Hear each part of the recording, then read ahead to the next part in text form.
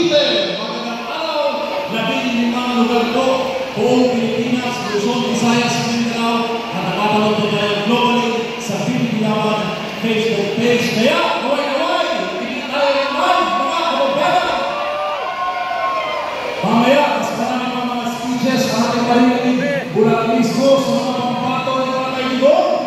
At napakalagang paksa, mga kababayan, ang pagboto sa mga kandidato na may prinsipyo. Prinsipyo na tumayo sa tama. Prinsipyo na hindi natatakot. Yan ang mga kandidato ni Tatay Digong. Duterte! Duterte! Duterte! Duterte! Duterte! Duterte! At parang mas pinalo ang isa sa mga kandidato ng Pilipilawan ng ating prinsipyo. Pinagawa ng natin si KOJC Executive Minister, Brother Nolan Nakawang para ikilala ang prinsipyo ni No. 53, Pastor Apollo Steve Tiboloy.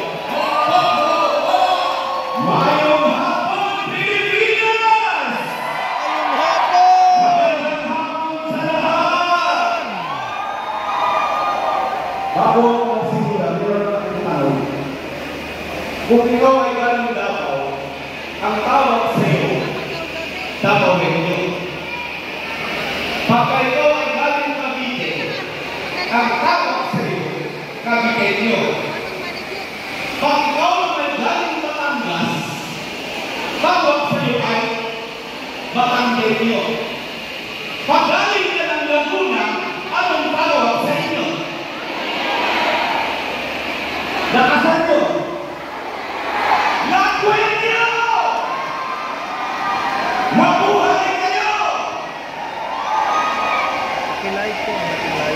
Maraming salamat sa inyong mahinig at pagtanggap sa aming kandidato na walang babagay ang aming mahal pastor, Pastor Apollo Tiboloy.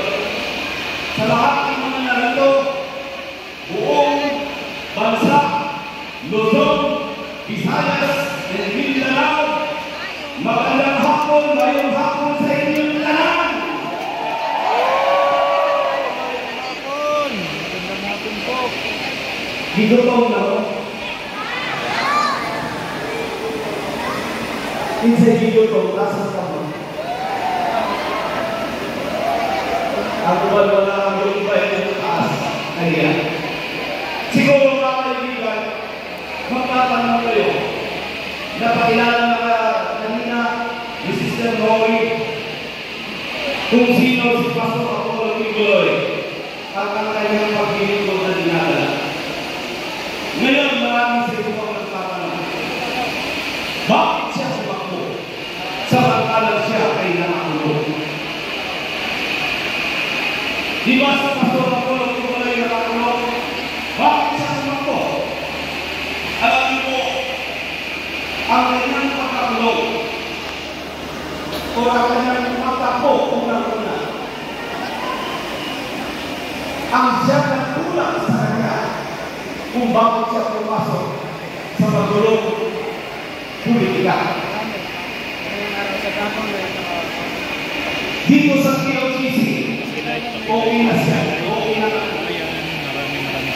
Pero dahil sa mga sirkunstansyang nabubuo, ito ang nagtulak sa kanya kung bakit siya pumasok sa magulong politika. Nakulong ang aming pastor. And this is a political persecution. And we do believe that he is a victim of political aggression and political persecution. Siya ngayon ay nagiging political prisoner. Bakit ko sinabi ito? That this is about politics. Alam niyo mga kaibigan, ang complainant ay isang ordinaryong citizen. Pero nakapagtataka, bakit ang pumasok sa compound namin si student then August 24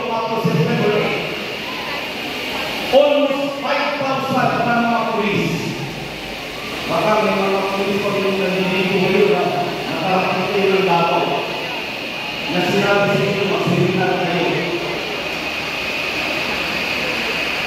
Kaya this is a political persecution. Kaya sinabi ko mga kaibigan, ito ang nagtulak sa aming mahal Pasko kung bakit siya pumasok sa politika.